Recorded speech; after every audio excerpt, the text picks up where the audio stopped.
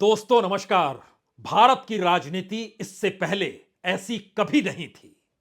भारत की राजनीति में चुनाव जीत हार पर टिकी रहती है। किसी के कैरियर को खत्म कर दे या किसी के कैरियर को आसमान छूने की दिशा में वह बढ़ा दे, ऐसी स्थिति इससे पहले किसी चुनाव को लेकर आई नहीं थी। और खास तौर से कांग्रेस की परिस्थिति इससे पहले इतनी कमजोर नहीं थी। इसका जिक्र तो बार बार हुआ है। लेकिन जरा कल्पना कीजिए कि नेहरू गांधी परिवार को विरासत को उठाए राहुल गांधी को अब एक ऐसा फैसला लेना है जिस पर उनका राजनीतिक कैरियर टिका हुआ है।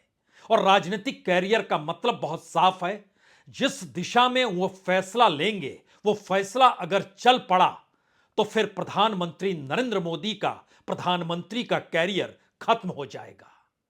इस फैसले को लेने का जिम्मा भी खुद राहुल गांधी पर है। यह फैसला उन्हें ही लेना है, वह उस दिशा में जाएं या ना जाएं। क्योंकि आज 24 अकबर रोड यानी कांग्रेस हेडक्वार्टर में कांग्रेस वर्किंग कमेटी यानी कांग्रेस कार्य समिति के 76 सदस्य बैठे। एक दो नहीं 4 घंटे तक सबने मशक्कत की। इस मशक्कत में 2024 के चुनाव को लेकर कौन सी रणनीति बनानी चाहिए, राज्यों में जो चुनाव हुए उसमें जो हार मिली उसकी वजह क्या थी, तेलंगाना में जो जीत मिली उस पर खुश भी हो लिए, और इन सब के साथ आने वाले वक्त में अलग अलग राज्यों में किस तरीके से जिले दर जिले कांग्रेस को मजबूत करना है और चुनावी मैदान में जाकर खड़े हो जाना है, इस दिशा में भी बाखूबी चर्चा की गई। और लगातार कांग्रेस के तमाम बड़े नेता राज्यों के नेताओं से मुलाकात कर रहे हैं, जानकारी हासिल कर रहे हैं मुश्किल कहां पर कैसी किस रूप में आएगी। क्योंकि राज्यों के चुनाव के परिणाम ने खासतौर से राजस्थान, मध्य प्रदेश और छत्तीसगढ़ में जो बीजेपी को जीत दिला दी, उसके बाद बीजेपी इस बात को कहने से हिचक नहीं रही है कि पिछली बार का रिकॉर्ड तोड़ देंगे, यानी 303 सीट के आगे निकल जाएंगे। और यहीं से सवाल शुरू होता है राहुल गांधी का। क्योंकि राहुल गांधी को एक ऐसा फैसला लेना है जिस फैसले का बड़ा हिस्सा कांग्रेस को अगर चुनावी जीत ना दिला पाया तो क्या होगा। भारत जोड़ो यात्रा पार्ट 2, इसकी शुरुआत संभवतः 10 या 13 जनवरी को होनी है। यह ईस्ट यानी पूर्व से चलेगी और पश्चिम तक आएगी। इस दौर में जो यात्रा का चेहरा बनाया जा रहा है उसमें ध्यान इस बात को लेकर रखा जा रहा है कि इंडिया पर आंच भी ना आए और कांग्रेस जहां जहां बीजेपी से सीधे टकराती है वहां पर वह जीत हासिल कर ले। और जीत हासिल करने का मतलब सिर्फ इतना है कि अगर 20 से 30% का भी स्ट्राइक रेट कांग्रेस के साथ जुड़ जाता है तो एक झटके में बीजेपी 272 के नीचे आ जाएगी। यानी इस देश की 190 सीटों में से अगर 180 सीट बीजेपी जीती हुई है जहां पर कांग्रेस के साथ वो टकराती है, और अगर वहां पर सिर्फ और सिर्फ 50 सीट भी जीत जाती है कांग्रेस, तो एक झटके में बीजेपी या कहें प्रधानमंत्री मोदी की अगुवाई वाली उस बीजेपी को, जहां पर उनकी अपनी बिसात होती है, अपना चेहरा होता है, अपनी गवर्नेंस होती है, सब कुछ खुद का होता है, उसको झटका लग जाएगा। और राहुल गांधी को फैसला यही करना है, क्या वो दूसरी बार भारत जोड़ो यात्रा की शुरुआत करेंगे या नहीं करेंगे।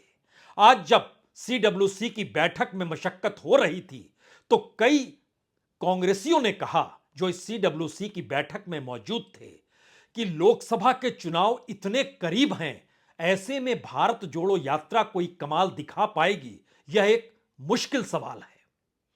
कुछ ने कहा इसके अलावे कांग्रेस के पास कुछ बचता भी नहीं है, और सभी जानते हैं कि राहुल गांधी नहीं तो कांग्रेस इस दौर में कहीं नहीं।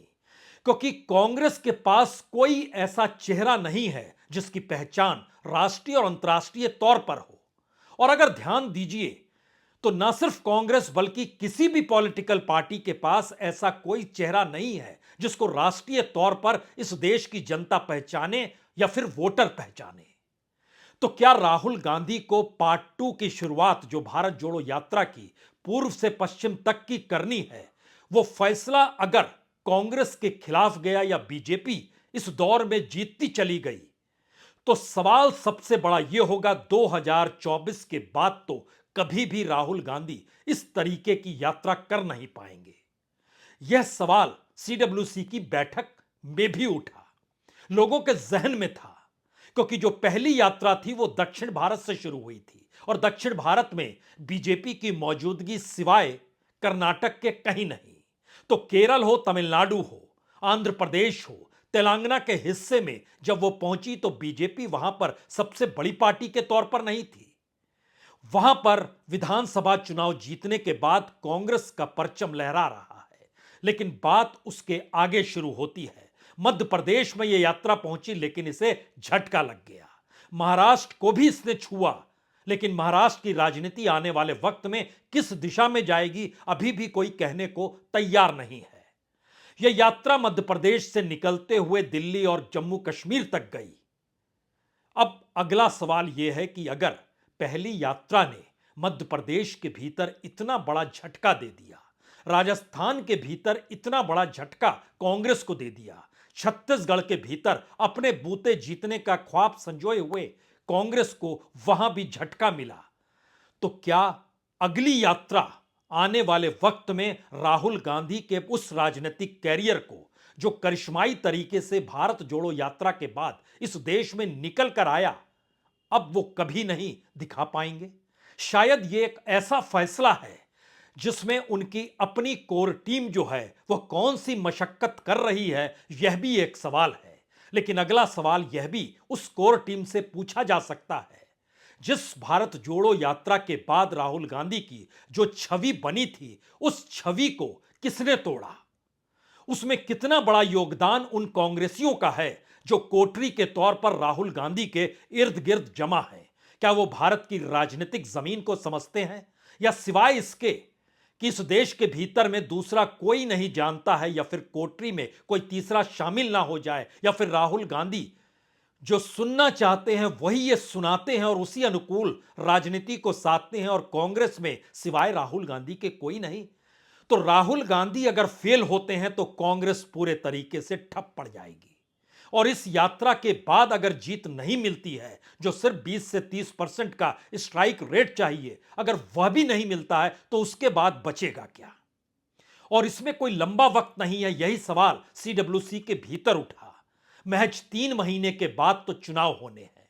तो क्या वाकई राहुल गांधी की वह कोठरी जिसने समझाया होगा कि इस देश के भीतर में जाति की जनगणना होनी चाहिए, यानी जो व्यक्ति इस देश में राजनीति को लोगों के साथ जुड़कर साध रहा था, और कांग्रेस इससे पहले कभी जातीय समीकरणों में फंसी नहीं, खास तौर से नेहरू गांधी परिवार की विरासत को थामने वाले, चाहे नेहरू के बाद इंदिरा गांधी हो, उसके बाद राजीव गांधी हो और फिर सोनिया गांधी हो, कांग्रेस एक सार्वभौमिक तरीके से या कहें सर्वसम्मति के साथ इस देश के भीतर अपनी राष्ट्रीय पहचान को बनाए हुए जीती रही।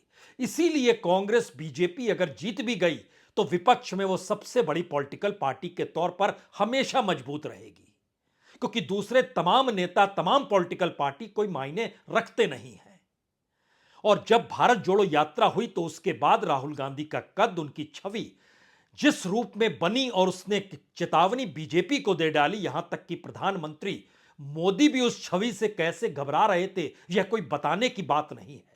लेकिन अभी का सवाल तो यह है, फैसला राहुल गांधी को करना है। सीडब्ल्यूसी ने पूरा कार्यक्रम उन्हीं पर छोड़ दिया। तारीख वही तय करें और किस किस रास्ते से गुजरेंगे वही तय करें। वही तय करने का मतलब उनके इर्द गिर्द तकरीबन 10 लोग खास तौर से हैं। 4 लोग पर्दे के पीछे रहते हैं, जो कितनी राजनीति समझते हैं यह अपने आप में एक समझ विकसित करना होगा, और जो उस कोठरी में शामिल है और इस बात का एहसास राष्ट्रीय अंतर्राष्ट्रीय तौर पर राहुल गांधी से तमाम वार्तालाप के साथ करते होंगे, वह इस राजनीति को क्यों नहीं समझ पाए कि भारत जोड़ो यात्रा के बाद बनी छवि का लाभ उठाना तो दूर, उल्टे ही गंगा बह गई कांग्रेस के भीतर, और राहुल गांधी की छवि का बंटाधार कांग्रेसियों के जरिए भी हुआ। तो क्या राहुल गांधी को लेकर आज निर्णय सीडब्ल्यूसी इसलिए नहीं कर पाया क्योंकि उसमें एक मतभेद था? वो जान रहा था कि अगर राहुल नहीं तो फिर कांग्रेस कहां टिकेगी, और 2024 अगर इस 50-51 सीट से भी नीचे आ गए तब क्या बचेगा? इसके बाद किस राजनीति को 2024 के बाद शुरू किया जाएगा, यह भी सवाल है। क्योंकि सब कुछ तो राहुल गांधी की यात्रा पर टिकेगा। अगर यह 50 दिनों की यात्रा शुरू होती है तो 50 दिन बीतते बीतते इस देश के भीतर में चुनाव की आहट दरवाजे को खटखटाने लगेगी। उसके बाद क्या होगा? शायद इसीलिए सीडब्ल्यूसी की बैठक में आज जिन बातों को रखा गया और जिन बातों को बाहर पत्रकारों के सामने आकर कहा गया, उसे भी एक क्षण के लिए समझ लीजिए। बहुत खुश थे तेलंगाना की जीत पर, लेकिन छत्तीसगढ़, राजस्थान और मध्य प्रदेश को लेकर उतनी निराशा नहीं थी जितनी इस देश के भीतर जो कांग्रेसियों के साथ खुद को जोड़ रहे थे, या कांग्रेसी कार्यकर्ता जो इन राज्यों में काम कर रहे थे, या वह लीडरशिप जो मान रही थी कि चुनाव जीत जाएंगे, उनके भीतर जो निराशा भर गई। सीडब्ल्यूसी ने बाहर आकर कहा, जनरल सेक्रेटरी केसी वेणुगोपाल कहते हैं, जी नहीं, कांग्रेस का परसेंटेज ऊपर गया और हम बहुत ज्यादा परेशान नहीं हैं, यह तो होता रहता है। और इस प्रभाव के जरिए एक बात और निकल कर आई कि देश का मूड बीजेपी के खिलाफ है। यह सीडब्ल्यूसी के भीतर एक चिंतन मनन के साथ निकला। यानी राजनीति करनी है तो कांग्रेस की तरह कीजिए, हार के बाद भी इस देश के मूड को बीजेपी के खिलाफ बता दीजिए। यह गजब की परिस्थिति है जिसमें पल्ला पूरे कांग्रेसी झाड़ ले, सब कुछ राहुल गांधी के कांधे पर डाल दें और उसके बाद उस कांधे की मजबूती देने के बदले उसमें भी 2-3 धाराएं खड़ी कर दें और सारा निर्णय राहुल गांधी पर ही छोड़ दें। और उस राहुल गांधी की कोठरी इस दौर में सक्रिय होकर बताने लगे कि हम ही राहुल गांधी हैं। वो पर्दे के पीछे बैठा हुआ शख्स हो, या फिर उस जो पदयात्रा के दौर में जो अगल बगल चलते थे, जो खास तौर से जिनकी पहचान सबसे करीबियों में होती है, या फिर जो राहुल गांधी के साथ कौन चलेगा इसकी एंट्री दिया करते थे, वह खुद को ही राहुल गांधी मानकर कांग्रेस के भीतर चल रहे हैं। फैसला कौन लेगा? फैसला जो होगा उसका असर क्या होगा? इस देश के भीतर के जो सवाल हैं, उन सवालों का जवाब कौन देगा? और अगर नहीं देगा और राजनीतिक हार में भी कांग्रेसी वर्किंग कमेटी अपनी जीत देख रही है, या केसी वेणुगोपाल कहे कि नहीं नहीं, अंदर तो दुख था लेकिन बाहर आकर हमको बताना होगा कि उम्मीद हमारे साथ है, तो इसके मतलब और मायने क्या है? यह सवाल अब 2-3 हिस्सों में लेना होगा, क्योंकि अगले 48 घंटे के भीतर ही राहुल गांधी को निर्णय लेना है। लगातार कई मशक्कत इनकी अपनी कोठरी ने की है, बहुत सारे लोगों से बातचीत की है, रूट एक तय किया है, लेकिन इस रूट को अगर आप परखना चाहेंगे, जो कि पूरब से निकलकर पश्चिम तक आता है, कांग्रेस इस फील्ड में सबसे कमजोर है। न सिर्फ सबसे कमजोर है, बल्कि सवाल यह भी है, क्या वो वाकई उत्तर प्रदेश नहीं जाएंगे? क्या वो वाकई बिहार के भीतर कदम नहीं रखेंगे? बिहार उत्तर प्रदेश की 120 सीटों को छूने की हिम्मत कांग्रेस की नहीं है। वो इंडिया अलायंस के हिस्से में डाल देंगे, और इंडिया अलायंस के जो हिस्से होंगे, क्या अपने बूते चुनाव जीतने की परिस्थिति में खड़े होने की ताकत या दावा करने की परिस्थिति अपने साथ लेकर चलते हैं? और उसके बाद जब देखिएगा, वो असम से निकलिए, पश्चिम बंगाल आइए, पश्चिम बंगाल से उड़ीसा जाइए, झारखंड आइए, मध्य प्रदेश आइए, मध्य प्रदेश से निकलकर महाराष्ट्र और गुजरात तक चले जाइए। इन तमाम परिस्थितियों में कांग्रेस के पास कौन सी सीट है और कितनी सीट है?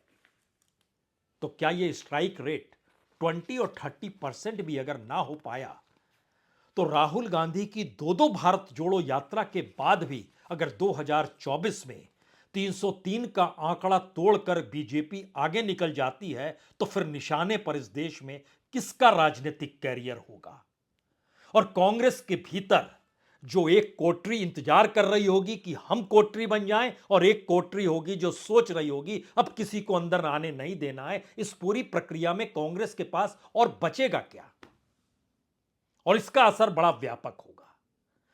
कांग्रेस के भीतर की निराशा 2024 के बाद, या फिर अब इसे उम्मीद और भरोसे के आसरे जो केसी वेणुगोपाल कह रहे थे, अब उस भरोसे जरा समझने की कोशिश कीजिए।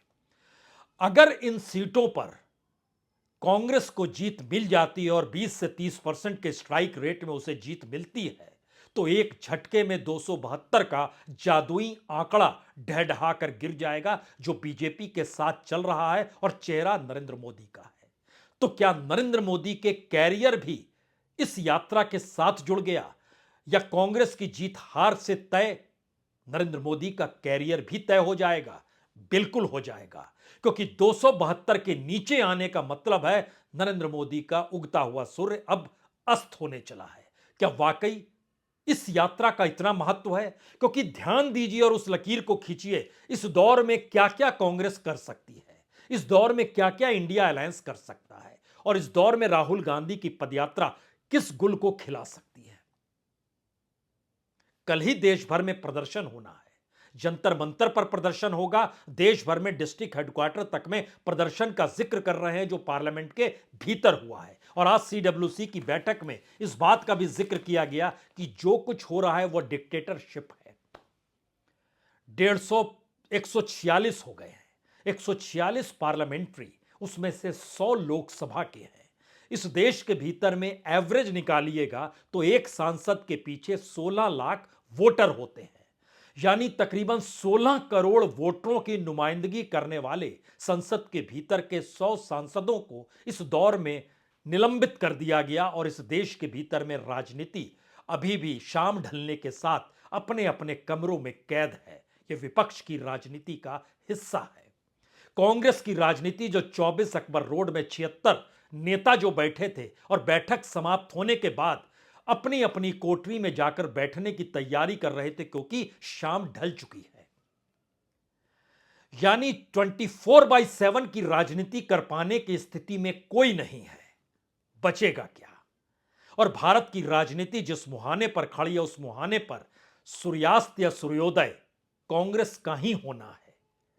और यह सूर्यास्त और सूर्योदय के साथ राहुल गांधी का राजनीतिक कैरियर जुड़ चुका है, और फैसला उन्हें ही लेना है। अगले 48 घंटों के भीतर ऐलान करना है कि हम इस दूसरी पदयात्रा पर जाएंगे या नहीं जाएंगे, जो भारत जोड़ो यात्रा पार्ट 2 होगी। हाइब्रिड यात्रा होगी, बस पर सवार होंगे, मोटरसाइकिल पे सवार होंगे, पंचायतों में जाकर बैठ जाएंगे, शहरों में रैलियां कर लेंगे, फिर निकल पड़ेंगे, कुछ दूर पैदल चल पड़ेंगे। इस तरीके से इस देश के भीतर अपने आप को दिखाना, समझाना और उससे कार्यकर्ताओं को जागृत करना या जनता के बीच पहुंचना। और राहुल गांधी के इर्द गिर्द वही नेताओं की कोठरी जिन नेताओं को देखकर जनता यह सवाल करती है इन्हें वोट दें या ना दें। तो क्या कांग्रेस सबसे मुश्किल दौर में है? बिल्कुल नहीं। कांग्रेस तो एक ऐसी पार्टी है जो बीते 138 बरस होने को आ रहे हैं, और दूसरे उनकी अपनी तारीख में जिसका जिक्र सीडब्ल्यूसी में हुआ और बाहर निकलकर केसी वेणुगोपाल ने जानकारी भी दी कि हम 28 तारीख को स्थापना दिवस के मौके पर नागपुर में रैली करने जा रहे हैं। और उसकी अगली लाइन क्या थी? अगली लाइन थी कि 5 से 10 लाख लोग मौजूद होंगे। 5 से 10 लाख नहीं, 25 लाख लोग भी मौजूद हो जाए।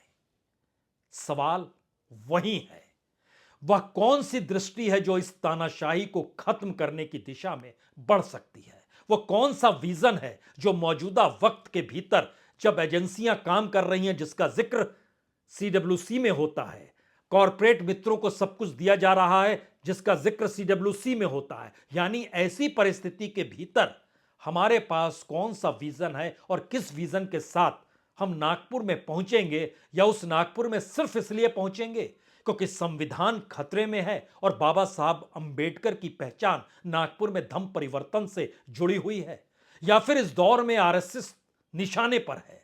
तो क्यों नहीं संघ की भूमि नागपुर में ही जाकर रैली की जाए? क्या इस सोच के साथ राजनीति साधने कांग्रेस निकलेगी?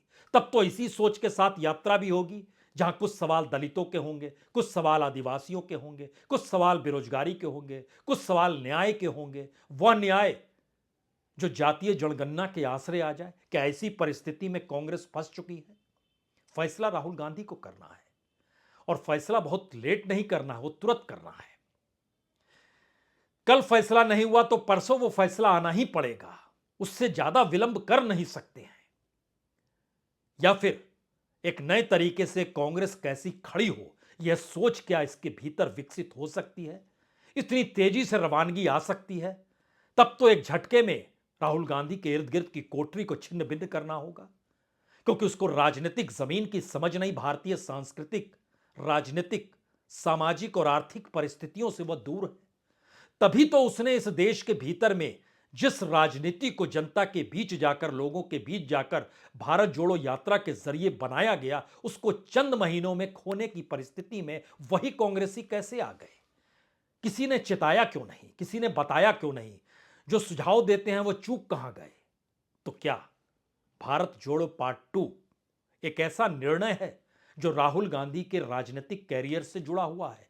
यह सवाल आखिर में इसलिए क्योंकि यह अगर नॉर्थ ईस्ट के भीतर आप जाइएगा, अगर वहां से शुरुआत कीजिएगा, तो उत्तर पूर्वी राज्यों में 7 सिस्टर्स, त्रिपुरा, मेघालय, अरुणाचल, मणिपुर, नागालैंड, मिजोरम और सिक्किम, 11 सीटें हैं लोकसभा की। कांग्रेस सिर्फ एक सीट जीती है, वह भी मेघालय में। 5 सीट पर बीजेपी जीती हुई है, बाकी वहां के रीजनल पार्टीज के पास है। उसके बाद जैसे ही आप निकलते हैं वैसे ही असम आपके सामने आकर टकराता है। 14 सीट है, कांग्रेस के पास सिर्फ 3 सीट है। बंगाल में कांग्रेस के पास सिर्फ 2 सीट है। झारखंड में कांग्रेस के पास सिर्फ 1 सीट है। उड़ीसा में कांग्रेस के पास सिर्फ 1 सीट है। मध्य प्रदेश में कांग्रेस के पास सिर्फ 1 सीट है।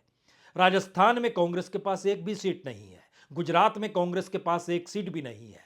महाराष्ट्र के भीतर गठबंधन मायने रखता है, लेकिन कांग्रेस के पास एक ही सीट है। यानी इस पूरी प्रक्रिया में अगर इन राज्यों को गिनिएगा तो 219 सीट हो गई। 219 में से कांग्रेस के पास सिर्फ 9 सीटें हैं, बीजेपी के पास 147 सीट है। लेकिन देश भर में 190 सीट तो है ऐसी जहां बिल्कुल आमने सामने दूसरा कोई क्षेत्रीय दल नहीं, सिर्फ आमने सामने टकराते हैं आपस में, और वहां तो सिर्फ 9 ही सीट है और 180 सीट तो बीजेपी के पास है।